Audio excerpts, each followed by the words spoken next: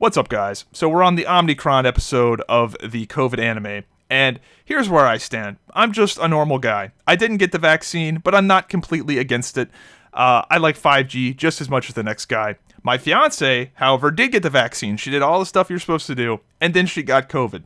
Now, I'm pretty sure I got COVID when the whole thing first started because I was at work around 100 plus people all using the same time card, doorknob, bathrooms, I'm pretty sure I got it then because I had some of the symptoms. But if I didn't get it then, I definitely got it when she got it because we live in the same house, share all the same shit. We didn't do any sort of quarantining because that would be ridiculous. We live in the same fucking house.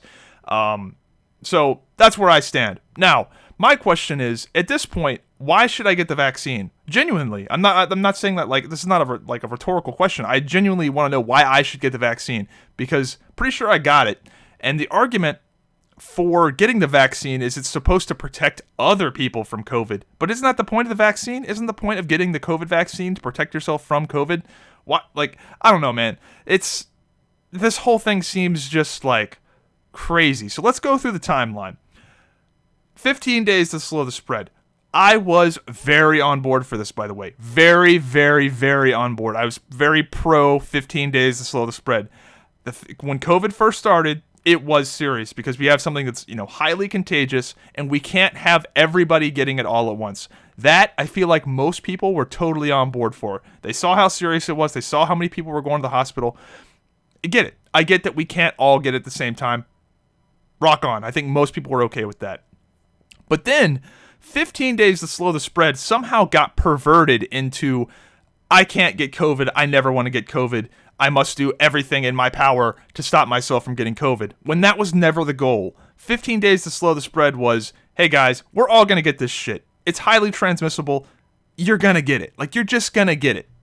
We just all can't get it at the same time. That is realistic. This whole, never going to get it, never going to get it, never going to get it. That's outrageous. I can't believe that, this was allowed to be perverted into that. And I think that's the crux of the issue. So, it turned into that, which is super fucking problematic.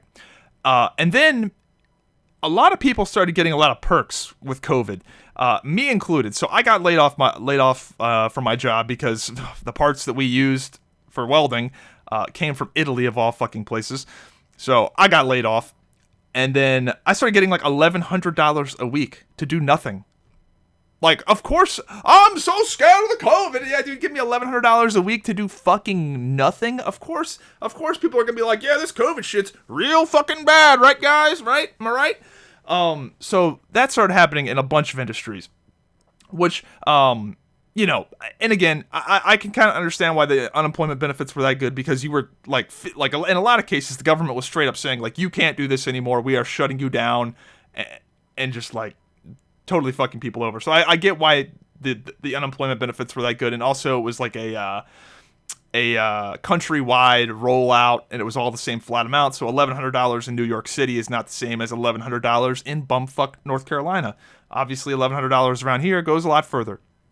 So you have a lot of industries. I personally know 2 teachers that love COVID. They fucking absolutely love it. Are they afraid of it? No, but they love the fact that their job is easy as fuck and they don't have to go to school and they've just been coasting and collecting a free paycheck essentially. So they, of course, are terrified of COVID. So you have a lot of industries right now that are like that.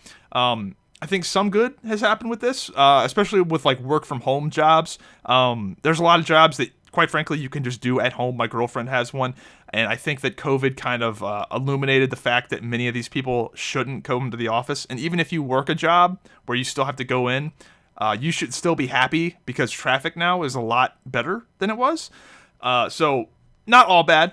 But on to the next point.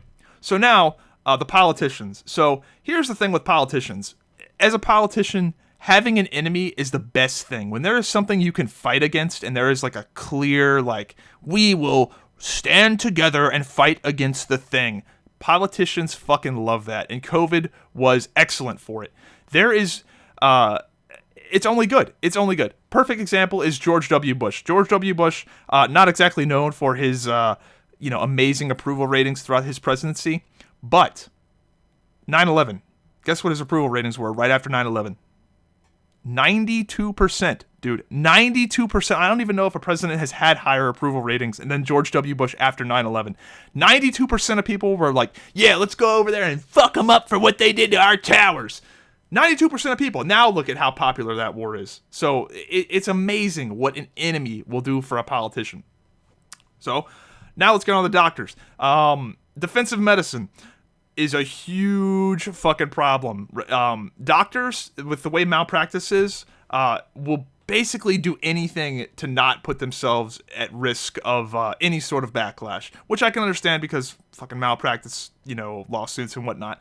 But like to the point of ridiculousness, and that's where I think this COVID thing really spiraled out of control, is because you have a lot of like quote unquote medical professionals that are just outrageously like cautious, and then you have other medical professionals that are like on my side, where it's like 15 days to slow the spread, you're gonna get the thing, but we just need to all not get it at the same time.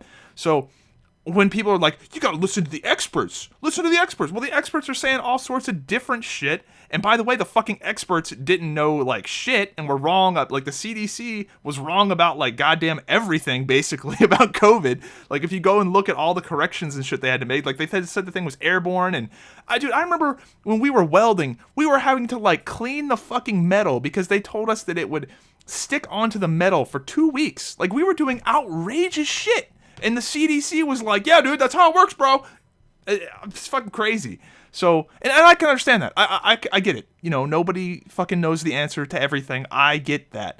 But then you have people that are like, let's just listen. We need to listen to the experts, when the experts are all over the fucking place. So, all right, that's the doctors. And now, all right, so now we're at the boosters. What the fuck, dude? The boosters? Like, does this ever end? Genuinely, like, have we accomplished, are we winning? Have we accomplished anything other than the 15 days of slow spread? We did that. We did not overload the hospitals. Good. We don't have, like, we did. I think we won. Like, I think realistically we won. What are we still doing this for? What happened to slow the spread? Like, we're at boosters now? What happened to, like, all right, let's just make sure we all don't get this all at once. Should I get the, fuck. Was there any point to any of this? Genuinely. So that's where I'm at. People have had their fucking businesses destroyed over this last year because of this. Now, I don't think it's all bad. Ironically, some of the good that's come from COVID hasn't been the actual, like, disease itself, obviously. But, like, the great awakening that has happened because of COVID, I think, is probably a good thing for, like, the mental health of the country. And that's that people are viewing work a lot differently now. I think it's good that a lot of people have, sat down and actually looked at the numbers and realized, like, hey, if one of us, stays home with the kids, that actually, like, makes more sense.